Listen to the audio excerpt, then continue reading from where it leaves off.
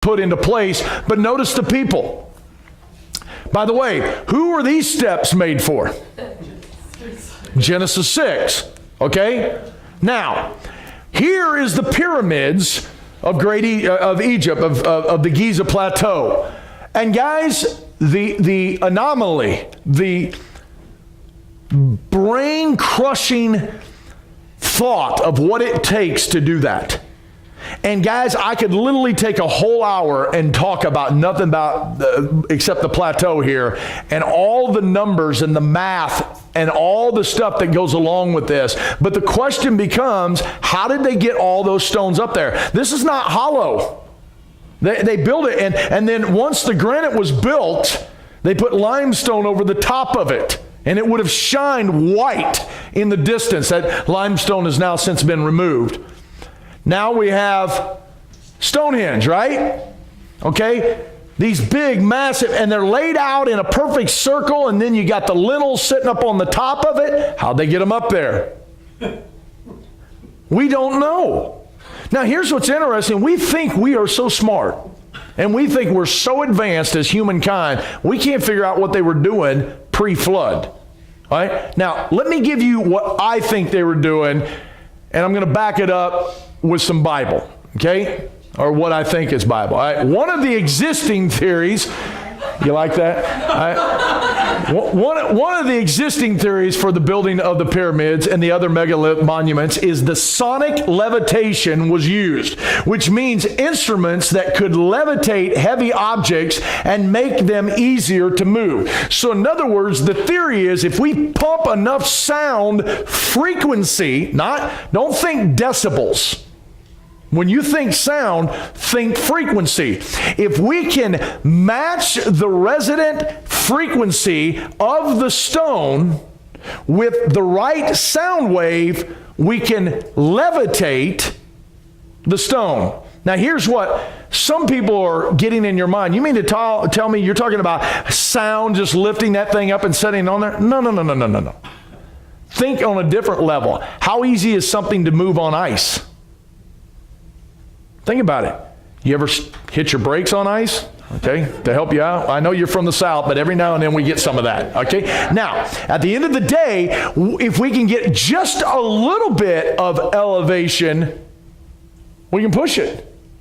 Guys, if you get the surface tension right on a car, a kid could push it around. It's because the gravity forces are releasing because of the opposite effect of the sound wave elevating that thing. Now hang with me, all right? More recent stories include techniques that are used in some areas in Tibet where with the help of drums and trumpets, they can levitate large stones on the slopes of mountains and move them wherever is needed for the building of the wall. So this Dr. Jarl has preceded a detailed description and a drawing of this procedure. She says she's even videoed it. I haven't seen the video. All right. So over here, there's this Abdul Hassan.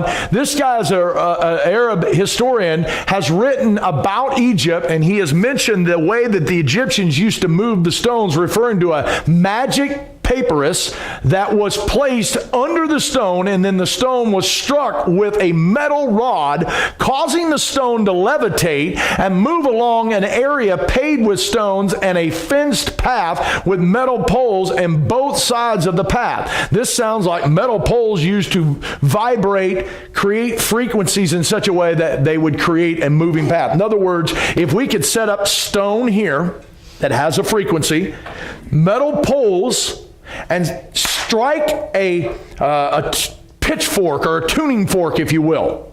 Okay? And as that's vibrating and keeping that vibration going through the metal, you could push that stone along. Now, you say, can you do it? I'm not a scientist, okay? But I'm telling you this, I know we don't have the cranes to do what they did, so you have to think outside the box. And I'm telling you, I think this is how they did it because of how God reacted to them. And hang on with me. All right? A similar process was suggested to have been used for building the Coral Castle in the U.S. Another controversial and relative recent event. The Coral Castle is a stone structure that was built by a Latvian-American, Edward Ledsakalinian, or whatever his name is, who said that he had discovered the techniques of the Egyptians used to build the pyramids, techniques related to levitation and anti-gravity technology. Now, anti-gravity technology is not that far-fetched. So Michael J. Fox riding around on his hoverboard, that's not that far-fetched. If you understand frequency and waves. Is it tough for me to be able to do it? Yeah, I'm not a scientist, okay? But I know that there are trains, high-speed trains that work off of levitation.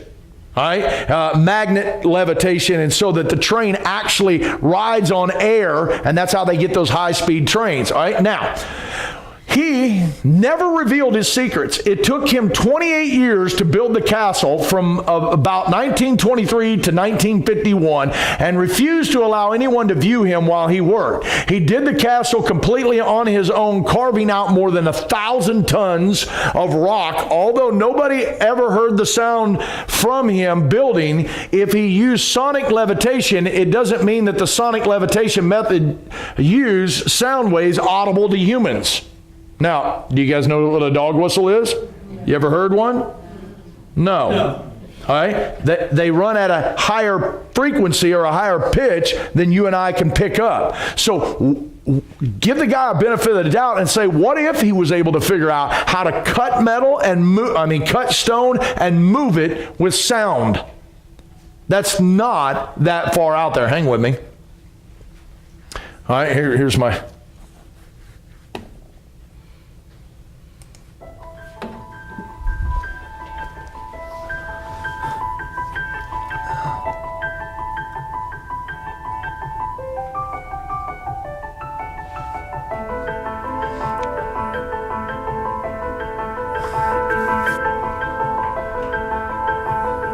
Notice that they're levitating of the sound.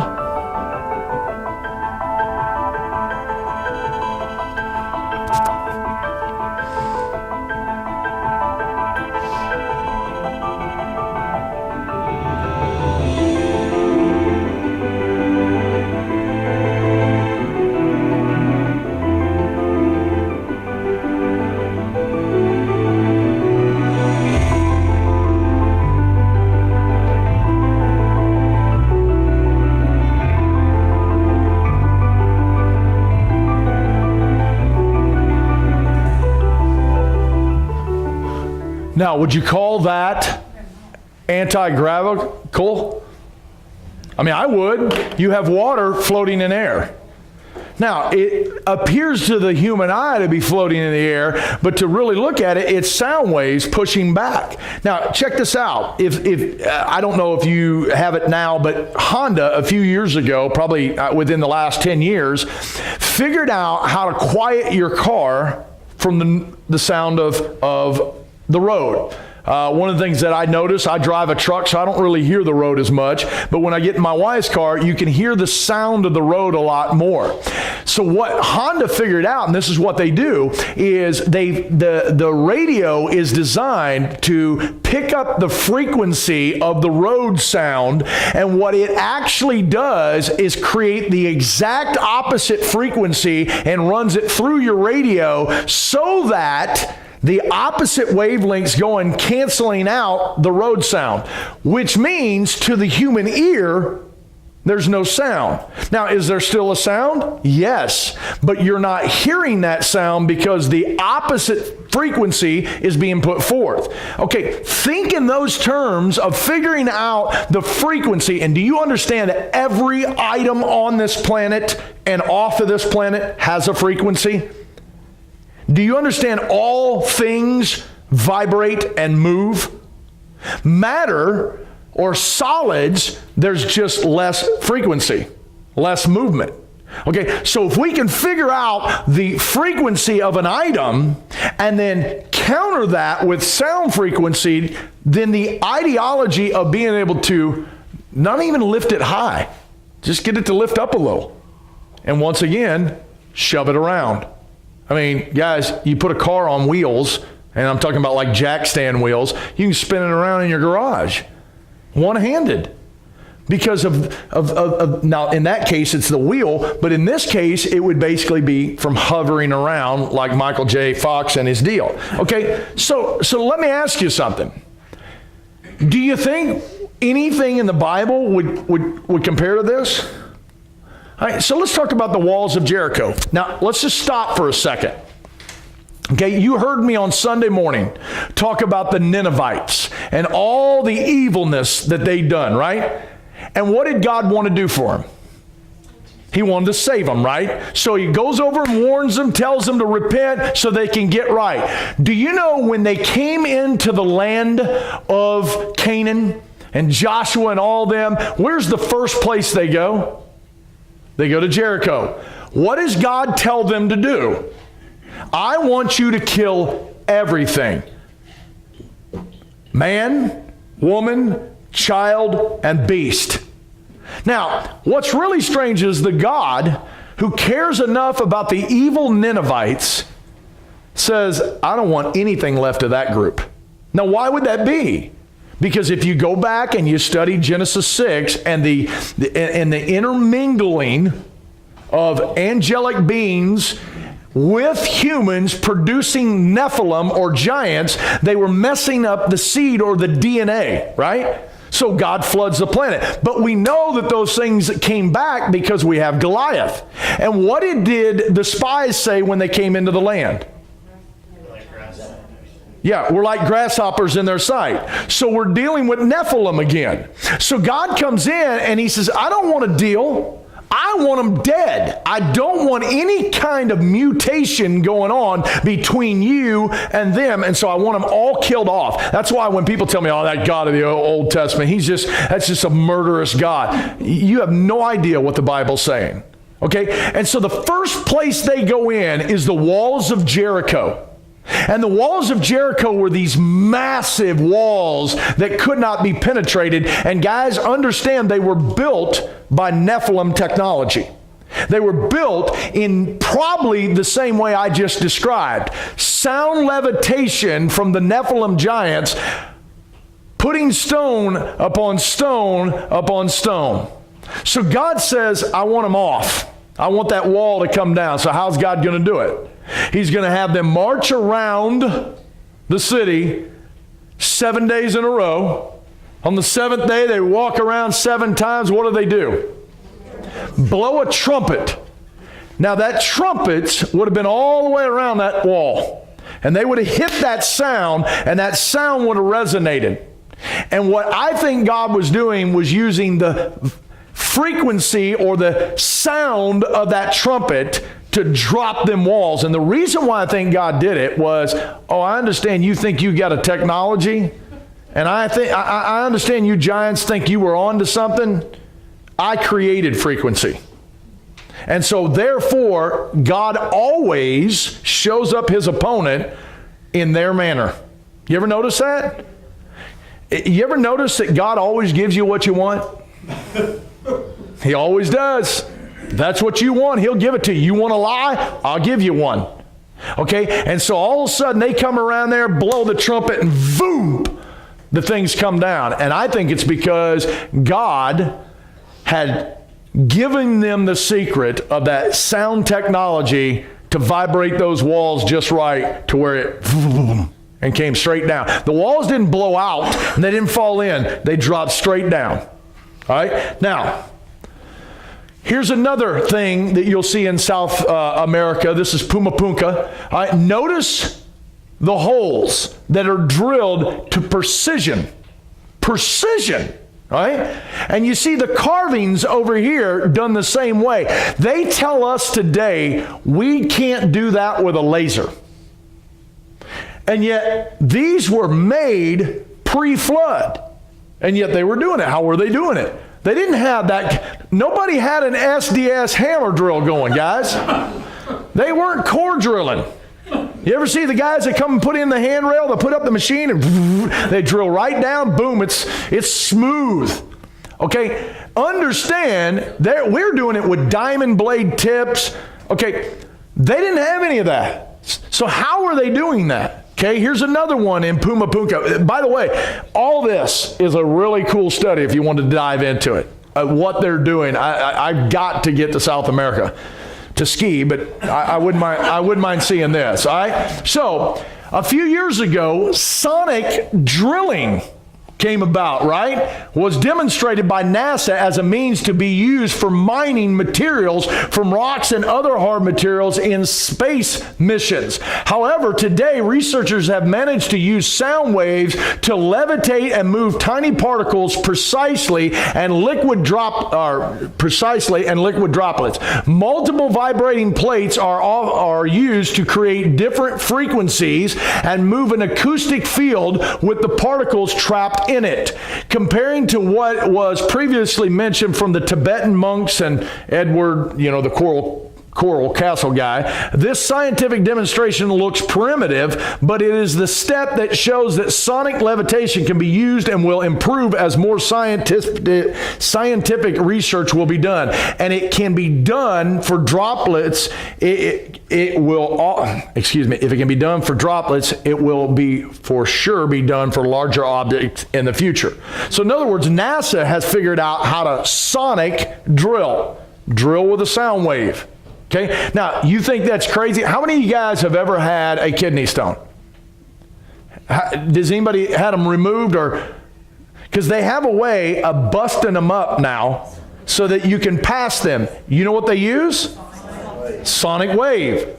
Boom, and it just fires that wavelength. See, that's why it doesn't damage anything else. They can pinpoint exactly where that sound wave goes in, hits that thing, bust it up so that you can pass it more easily. So if that's the case, and we can do that on the human body, how easy would it be to drill rock? All right? Now, here's my next point, and I'm going to close with this one. Now, this is a conspiracy theory out there, but I think it has some validity. And it's called the 432 versus 444 controversy. Okay? So, before 1955, all music was tuned to the pitch of 432 frequency. Now, after 1955, it's now moved to 440 hertz. This all started, and the reason why you see the swastika in the background is because who really brought this to the forefront is Goebbels. What's the propaganda minister of the Nazis? Joseph Goebbels, okay? He was the one promoting to change the music from 432 frequency of hertz to now 440. All right, so now hang with me. Here's what Nikola Tesla said. Nikola Tesla said this. Now, guys, understand. They asked Albert Einstein one time, what is it like to be the smartest guy on the earth? You know what his answer was? I don't know. You'll have to ask Nikola Tesla. If you understand anything about science, understand the remote control, Nikola Tesla, the radio, Wi-Fi, electricity going through frequencies, all that is him. What's the guy in Florida? We went and saw his house. Edison. Okay, Edison's the biggest fraud who ever walked the planet. He had Nikola Tesla working for him, and all he was doing was stealing his ideas. He didn't invent the light bulb. Study that a little bit, all right? Now, Nikola Tesla said this. Well, he said two things, and let me go ahead and tell you them both. He says this. Number one, if you want to find the secrets of the universe, think in terms of energy, frequency, and vibration. Every matter on the planet is developed of that and off the planet. You are nothing more than energy, frequency, and vibration when it comes to the human body. Now, I know you're more than that. You're made in the image of God. I get all that. That's not what I'm talking about. But do you understand? Think about this for a second. How does your body move around? Energy, right? Okay, and we get that energy from food and all that. But how does it really move around? So if I go down to Jones Wind right now and shove a banana in somebody's mouth who's dead, are they moving around? No. means there's another type of energy in you. Your spirit, and I'm not talking about some Katra spirit. I'm talking about God breathed life inside of you. Okay? And now, that's frequency and vibration. The other thing he said is if you want to understand the universe, the key to the universe is 369. Now, guys, mathematicians go to town on that. But you ever read Romans 1:20? God said he made everything based on the Godhead. He used himself as the blueprint. 3, 6, 9. Everything is made in threes. We'll come back to that later. Now that we understand that everything's frequency, energy, and vibration, in 1936, the American Standard Association recommended that A above middle C be tuned to 440 hertz. This standard was taken up by International Organization for Standardization in 1955. So basically, all music from 1955 on has had 440 hertz as its tuning frequency. All music from 1955 back is 432. So when you study classical music, Beethoven, Bach, and all those guys, do you understand it's all tuned at 432? Understand the music you're listening to today is 440 hertz. Okay? Hang with me. Here is the 432 sound wave inside of water. And notice the pattern. You can do the same by taking a mat, placing sand on it, and then putting the sound wave of 432 under it, and it creates absolute perfect geometrical design on its own. 440 hertz, you can see, starts to get distorted. And what they have found out, oh, by the way, this is what it's doing in water. Would somebody tell me what you're mainly made of? Water. Okay, now if sound wave is affecting water in a cup this way versus this way, and you're made of 75% water, what do you think it's doing to you? Right, now hang with me. The fact that a Nazi not designed it, but promoted it, and then we took the idea and ran with it from there, something must be up. Now let's just stop for a second. They tell us that 440 hertz has such an effect on the human body, it can change your mood. It can affect how you think. It can literally steal joy right out of you. Okay, now we all know that music has an effect on the human body. We know that up front. Because, guys, when I played football, I was not listening to Amazing Grace in the locker room before I went out to try to take somebody's head off. Okay? Everybody knows music has a move onto the body. It affects how you think. Why do you think we're so dogmatic about the music setting the tone on Sunday mornings? Because your worship, your attitude, and how you feel is affected by the music. Some of the people that sit in our church, I watch you. And when you're just deader than a hammer when the music's going on, I'm like, no wonder you can't get into any of the sermons. And I don't care if I'm preaching or somebody else is preaching. Guys, we are affected by mood.